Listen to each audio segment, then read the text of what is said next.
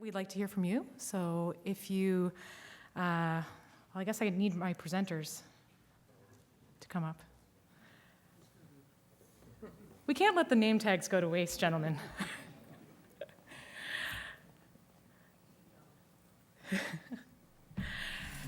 So to our audience members, you'll see there are microphones in the aisles for your convenience. I want to thank you all, first of all, for your attention and your engagement tonight.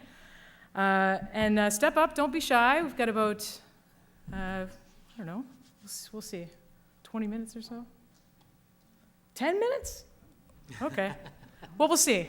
Up to you guys. We talk too much. Feel free to introduce yourselves, direct a question directly to Douglas, David, or Jeff, or if you'd like all three of them to answer your question, that is also welcome. So I'll turn it over to you. Do we need a mic? In the aisles. Of course, you're right in the middle, sir. Oh, we can hear you, yeah. We'll repeat the question. So I'm David Katz from the Ontario Smart Grid effort, and so I'm very interested in the last portion about resiliency for the games as it relates to the generator. So what is that? Is that a combined heat and power plant that's part of the building? No, that's just a Standby? it's a standby emergency generator. Why weren't these games made with some innovative energy other than PV on the roof? Like combined heat and power or any of those? Any thoughts on that? Yeah, I mean, I think that was something that some of the proponents proposed as innovations. I think it was really a budget and cost thing. The generator really is a viable way of supporting the games. That's it, it's just an emergency generator. Yeah. Hi, my name is Bikramjit. I have a question for Jeff. Jeff, you was mentioning about the geothermal as well as the solar panels above, right? Yeah. Is that Aqua Center has been given full utilization of electricity through these two mechanisms, or you still hop onto the external lines? Yes, definitely. We're still open to the external lines.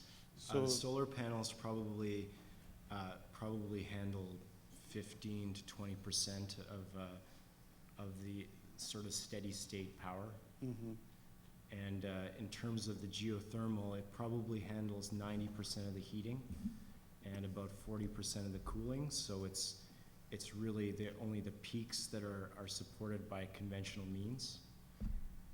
If that gives you. So after this main PanAm event, during the regular use by community or during the regular use for University of Toronto, is it sufficient to support its own? No, it's not self-sufficient, no, from those two means, but it definitely does help. I mean, it was something that we looked at, the cost versus the long-term operation. So a modest size system, especially in the geothermal, something that could run sort of at a steady state, was more economically attractive than something that would sort of only run at part capacity for a longer time. Okay. One question for Doug as well. With respect to your Milton velodrome, maybe I'm wrong, but I didn't see that there is any planning of the geothermal or the solar panels in that facility. Is that the reason, or is it like I missed that point? I think it's more a question for you. Yeah, I mean, just from the building perspective, as a proponent, we just work within the terms of the project agreement. And as far as I'm aware, on Milton, there was no requirement for either geothermal or for a photocell application on that particular job. Okay. So was a specific reason, like because we seen here, we are talking about lead and energy efficient, and these are the two pretty good elements for the energy efficient thing. Yeah, I think through the design we had sufficient for the lead silver. I would suspect that the PV system and geothermal was probably more cost-driven as well. There was no requirement for the LEED certification, so there was no need to spend the additional funds. But for us as a proponent, that wasn't part of the requirements of the RFP process. Okay. Thank you.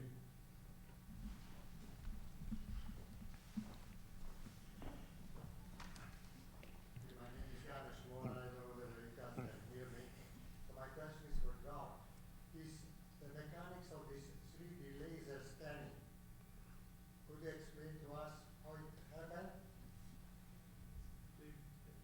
Okay. Okay, so the 3D laser scanning you mentioned, Yes. so how did it happen? I mean, Well, I think they use a LiDAR system. I mean, actually, one of our BIMSers is here tonight. He might be able to explain a little bit better. But it's a LiDAR system with millions of points taken through a spinning transmitter. So it's basically sending off laser points, millions of points throughout the facility. So you have to set up in different locations so you can cover all aspects of the facility. If you just set up in the one location, you'll just get that one perimeter. I see a lot of, my name is John Hanson.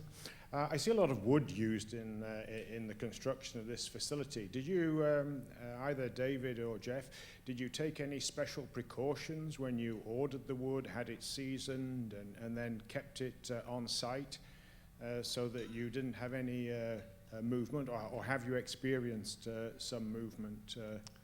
Well, for the velodrome, I probably skipped over it a bit, but the wood did have to be seasoned. It was harvested, I think, in late 2012 and wasn't delivered to the job until the middle of 2014. So through that time, I think there was probably close to a 12-month seasoning period just to get the wood to a stable condition. Then it was pre-cut, pre-assembled, and packaged in moisture-proof containers, shipped to the job site, and actually sat on the job site for about 4 weeks in the containers, actually maybe a little longer. But it was moisture barrier protected and environmental conditions. So when the wood arrived in the facility itself, it was already preconditioned. There was no issues with movement of the wood. But it's important to maintain the facility, as I said, at the prescribed humidity and temperature levels, so that you do get some movement within the wood once it's actually nailed into position, and that can be accommodated to a certain extent. But you want to really minimize the change in humidity, certainly. That actually creates schedule issues for a lot of these projects. That like at Markham, they wanted to put down the wood before the building was sealed, and it's with all due respect, it's standard contractor stuff. And Well, why can't you do that? yeah. What? And we had to say, no, it can't. You have to stop until you get something in place so that there's some stability to the environment before the wood goes down, because of course it's a live material, and it's got to be, the range of humidity has to be quite fixed before you can put it down. And you're comfortable with that, are you, Jeff, maintaining it over the long term? Well, yeah, I mean, the only area that we have wood is really on the basketball court.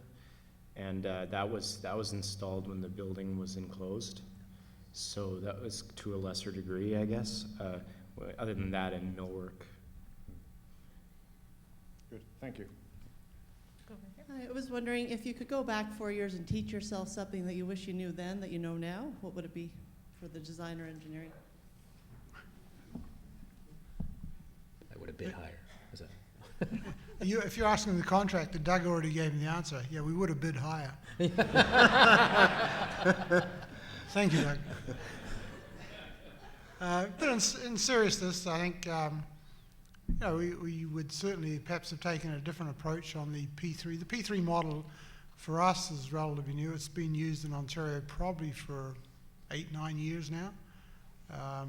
But it is a difficult model. I mean, Doug mentioned the number of people involved, a number of different parties involved, and as a contractor, I'm not convinced that that's the best approach necessarily. It certainly gives cost certainty, but it also it's created a new industry for lawyers as well, a large industry.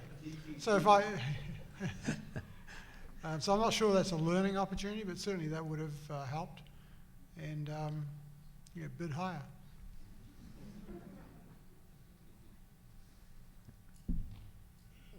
I Sorry. just have a, Can we go to microphone first?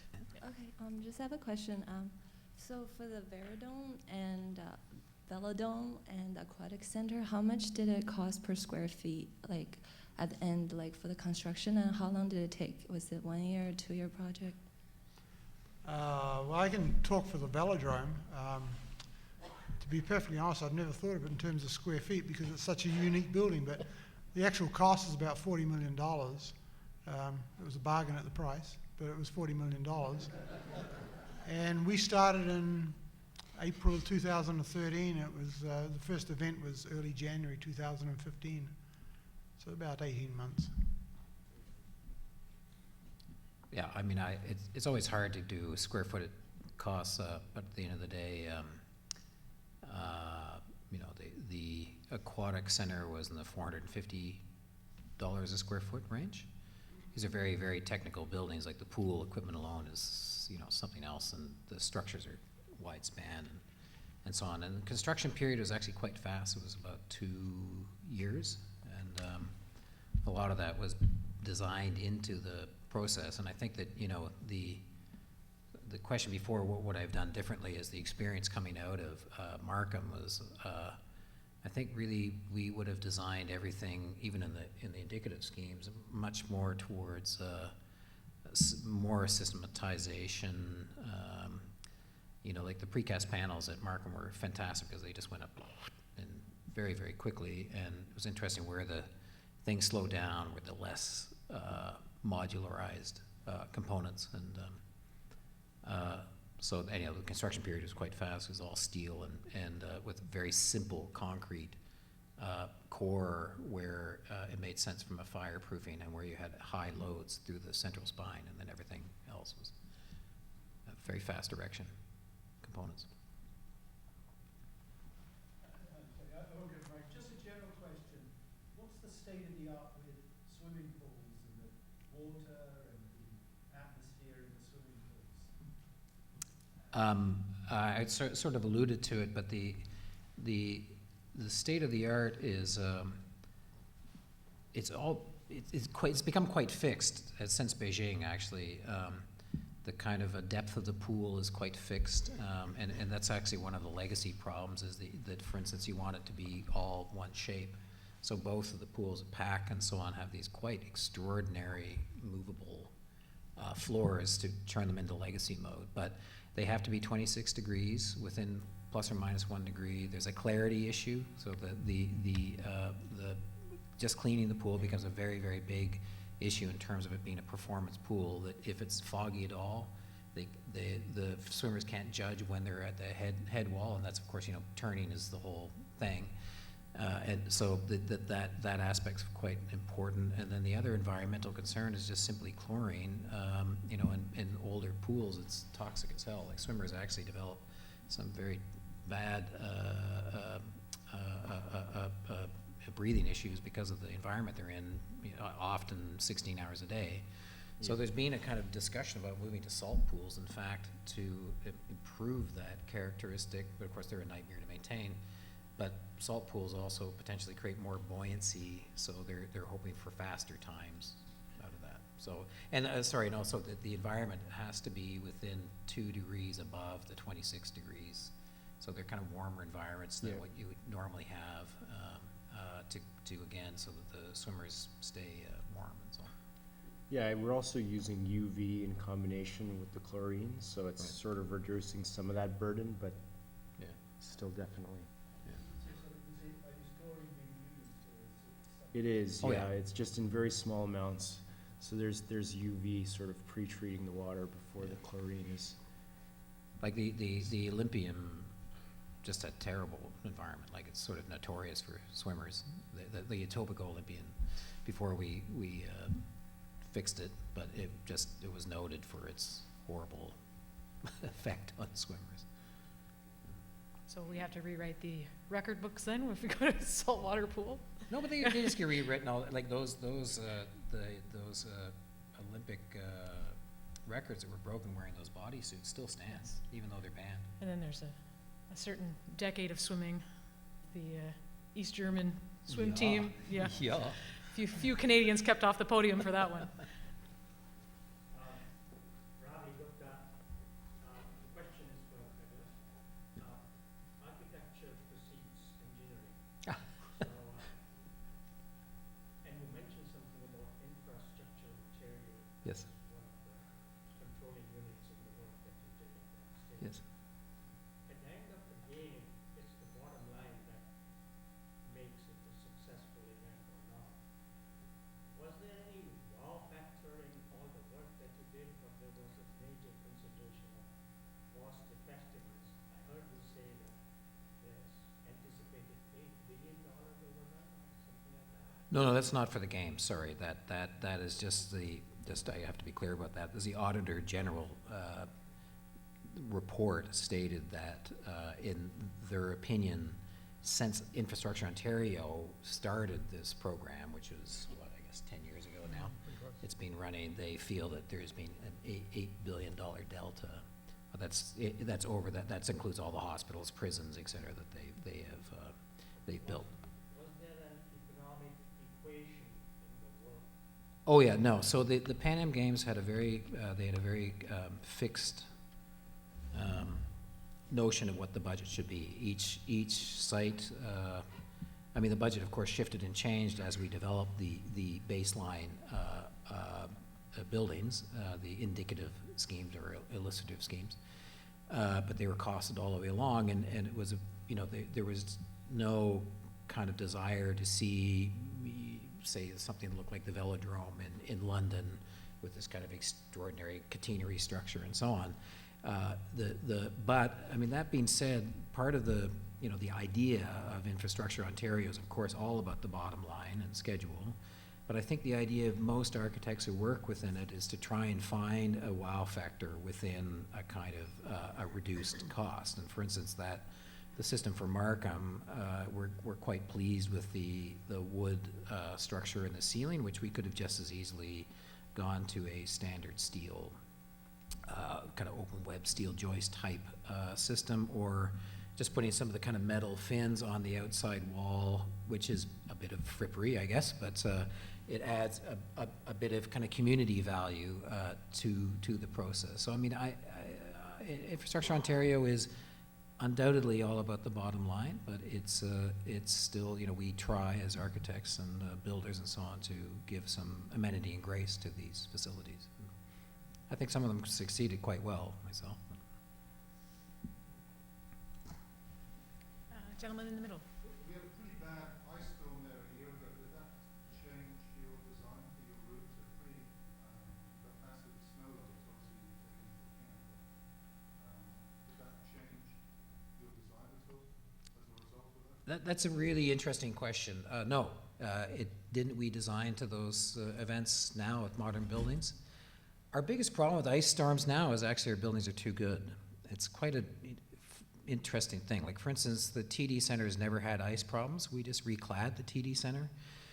It used to be a single glazed building, if you can imagine, that huge beast, the first three towers. Now we've double glazed them. The ice sticks to it. Never used to, just melted off. So now you've got shedding ice problems, and this is a problem with all high performance buildings, is how do you deal with the fact they're actually performing the way they're supposed to, and they're not leaking air, so that you have this same problem you have with cars and so on now that we didn't used to. So this is an ongoing process of the buildings are designed to accommodate it. It's a problem of what you do with it when it falls off and kills people on the bottom. So that's actually just, we're not there yet with that. What about the snow load on the large roofs? Well, they're designed now for the 100-year event. So we have truly failed if those things fail now. I mean failed at a liability level, as in you didn't do it properly, but they're designed for that. Nobody likes our microphones, but Yeah. you all seem to speak loud. It's quite all right. You can stay there. My question is for David. Actually, first of all, I want to say thanks for the interesting 3D. That was cool. And my question is, how many percent of this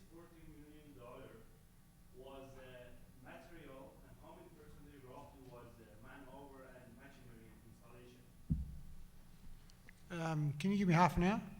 And my second question is, as I see two sides of the project have a huge and massive value of backfilling the soil. And I want to know actually what was the reason that your design for the deep and of excavation wasn't balanced with this much of backfilling with soil. Yeah, well, I'll start perhaps with the first one. You know, the $40 million, and I'd have to estimate this a little bit, probably about 10% is design cost. Materials, equipment, it's probably quite high. I'm thinking 30 to 40%. The ventilation equipment, as an example, was a very expensive item. Structural steel, concrete, the backfilling you just mentioned, but the M&E systems themselves were very expensive. The labor component on a job like that, maybe 20% of the cost. So labor is not, you know, maybe the numbers don't quite add up here. I've got to add the 10 to the 30, 40, 20, but the labor typically isn't the largest cost that you have in a facility like that. Certainly materials and equipment would be a very big part of it. As far as the excavation goes, I'm not quite sure I was following the question. You know, we're on basically it's a fairly low-lying area. The most economical foundation solution was simply to get down to reasonably competent material and then bring it back up with unshrinkable fill as opposed to going through a piling, caisson type of arrangement. It was also more a time-saving factor as well. And then we did have to import, I think I might have mentioned, close to 50,000 cubic meters of material to bring it up to the required grading, particularly on the east side. But that was a requirement of the design of the facility, and particularly allowing access at the level 3 for viewing public, so at a much higher elevation than the general access to the facility. So that was more of a grading requirement for the building. And so we opted not to use piling or caisson type foundations because, one, this is a more economic approach and it was probably a quicker approach as well. Does that answer?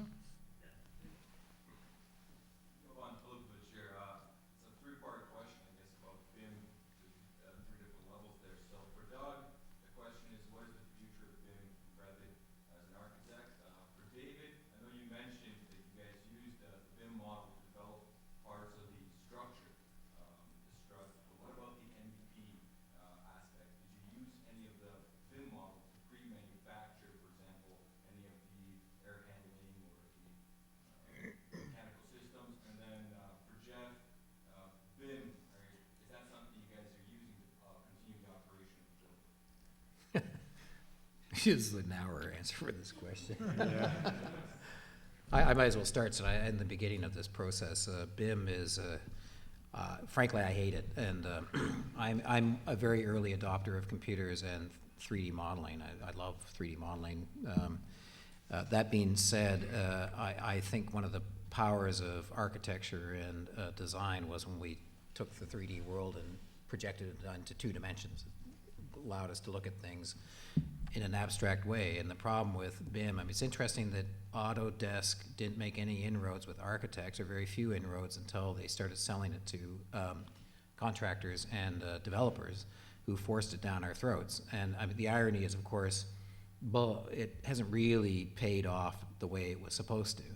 That being said, it's here to stay. It's not going anywhere, and we're all just figuring out what to do with it. It's such early days, but you know, you cannot create a perfect environment. Like, for instance, if you've ever worked with sprinkler guys, like, they don't give a good goddamn what you draw.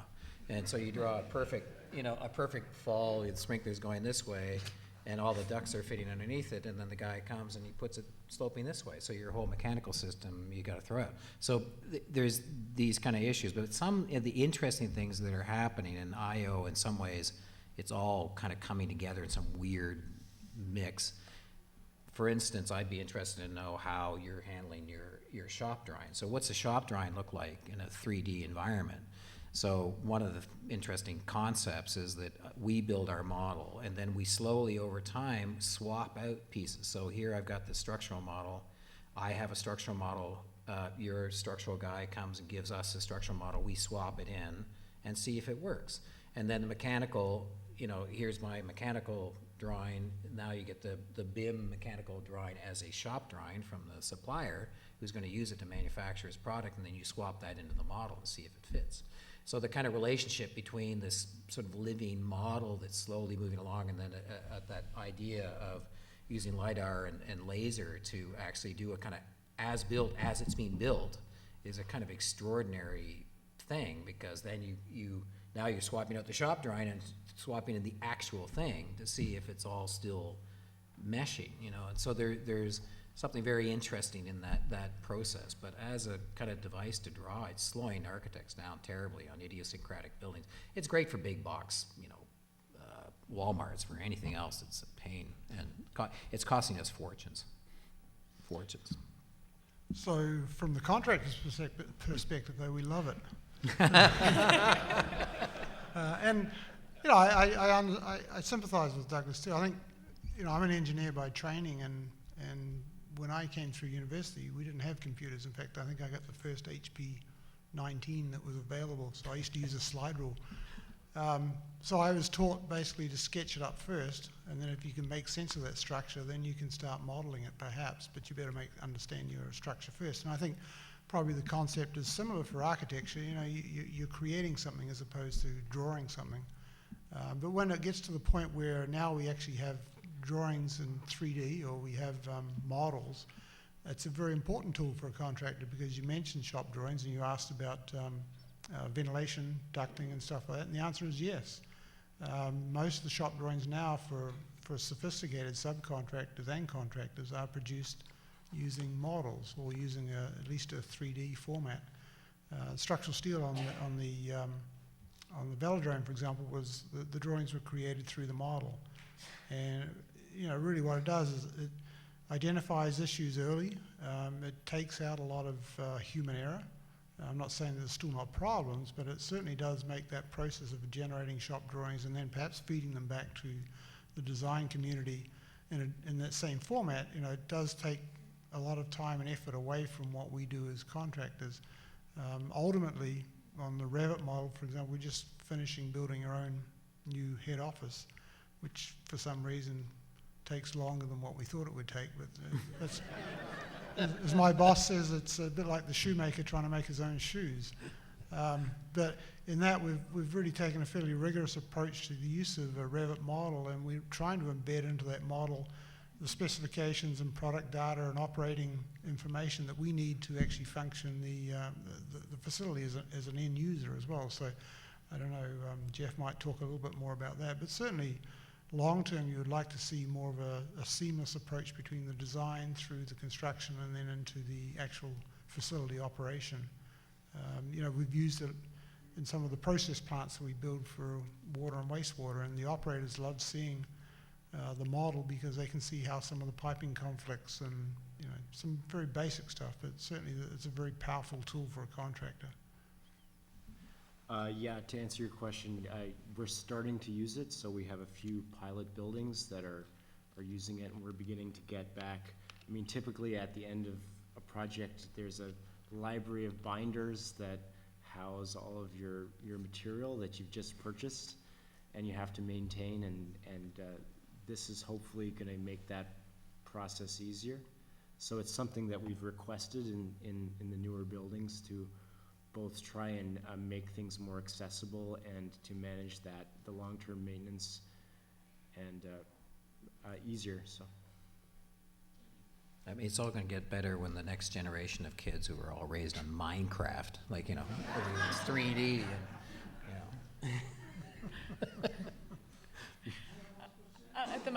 At the microphone first, please. No. Good night. Thank you for the presentation. It was great to see a nice project.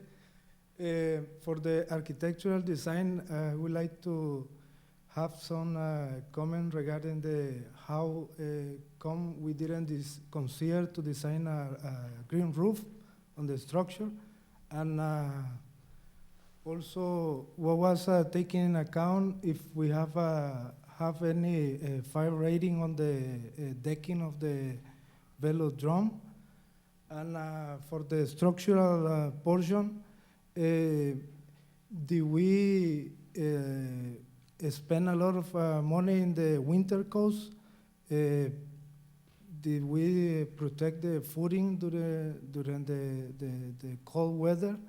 Or did we tackle all those things before it happens? And for the financial portion, since we are hosting this game, are we recovering the investment as a taxpayer? We are worried that, like in Markham Arena, they say like Royal Center, they cannot anymore longer sustain the cost of the maintenance. So do we consider any items regarding to tackle the cost of the maintenance during the long time life of the building? Thank you so much. Yes.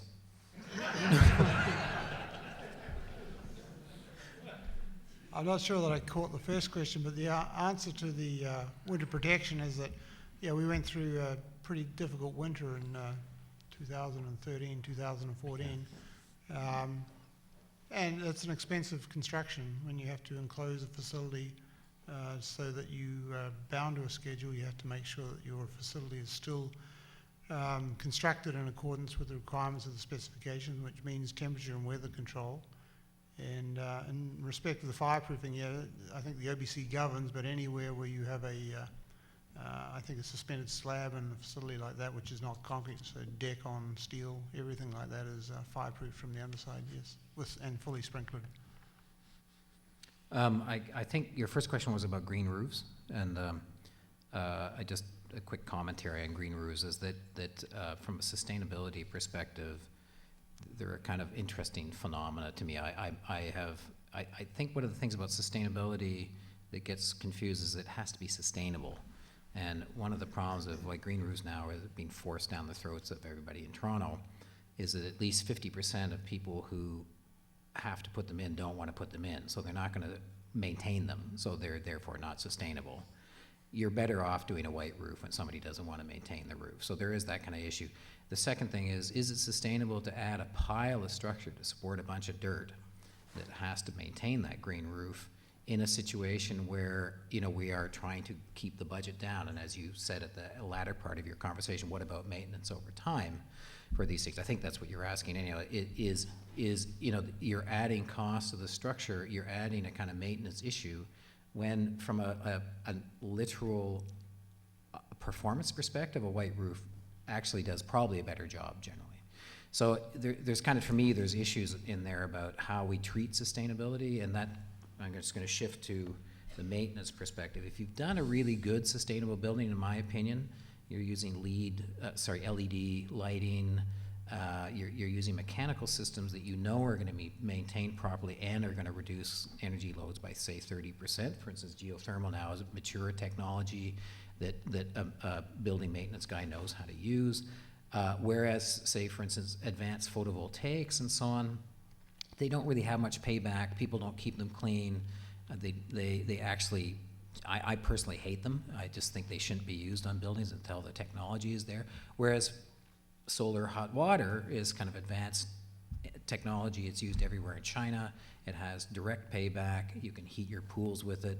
It's really great technology and it's easy to maintain. And so to me, the kind of relationship between maintenance and sustainability are actually quite direct. And we try to do that, for instance, at the Markham Aquatic Center to make sure that the systems are usable, that we don't have the solar gain that you would typically have in those kind of structures, that their roofs are white, you know, et cetera, and it's easy to keep up. Yeah, to the point on the green roofs, I mean, I think that part of our decision making when we went to solar panels was to alleviate some of the green roof burden that we would have in long-term maintenance, and to have the solar panels, we got some value out of it in terms of the ongoing utility bill. So that was part of our decision making for sure, that the green roof upkeep and long-term sustainability. Okay, and our question period's winding down, so I'll ask our last question person at the microphone to ask away. I have the question to David regarding safety. During construction, because as far as I understand, the time is very limited, constraint. You have the rush to finish the job right in time. My question is there any occurrence, incidents happen during the construction? You have to tell us so that we can learn some lesson from that. I mean, any accident, any occurrence, incidents which need to be known to us so that we can learn from that. In future, we can protect. Yeah, no, Thank you. we were very fortunate that there was no significant incidents. In fact, I think the incident of medical aid was very low as well, considering the congested site and the number of people working on it, working 2 shifts in some cases as well. So, you know, what we find with safety, one of our biggest approaches is to be very proactive and to constantly reinforce it. These days, contractors more and more having certified safety professionals on job sites, and in fact, each of the PanAm facilities, probably not just the ones we worked on, but all of them, would have had a dedicated site safety officer on the job. And it certainly was a requirement for us, but it's probably a requirement for all of the contractors, and that person was on site through any construction activities. And the role of that person varies. It's not just enforcement, there's also education, and it's continual education, because no matter how much you preach the safety ethic, no matter how much you train people, people can still do dumb things. And so you do have to be constantly reminding people of the approach. You have to be looking at your construction sequencing so that you minimize any activities which are overlapping, where you may create dangerous conditions. So it's a very proactive approach, but certainly having the certified professionals on site on a full-time basis is a very important part of a facility such as the velodrome, or in fact any of these fast-track facilities, because you've got a lot of potentially critical activities happening concurrently. We were fortunate, there was no significant incidents, no. I'd like to thank you all for your questions. That concludes our question period. And I also just wanted to thank our panelists, our presenters tonight, Douglas, David, and Jeff, taking the time and care outside of their regular jobs on a day-to-day basis to put some, a great learning opportunity for all of us here in their presentations, and to take some time outside of their life, outside of work, which is some of us have lives outside of work sometimes. Not really. At this time, I'd like to ask Rajiv Ratan to come up and say some concluding words. Good evening, ladies and gentlemen. On behalf of Engineering Innovation Forum, I would like to thank all speakers, Douglas, David, Jeff, together with our brilliant moderator, Signa, for putting up such a nice presentation that was not only exciting, but very informative too. Most of the people may not be knowing what velodrome is even, and today they know what it is. Okay? So this was a very informative session. I would like Douglas, David, Jeff, and Signa to please come over here and accept a small token of appreciation on behalf of Engineering Innovation Forum.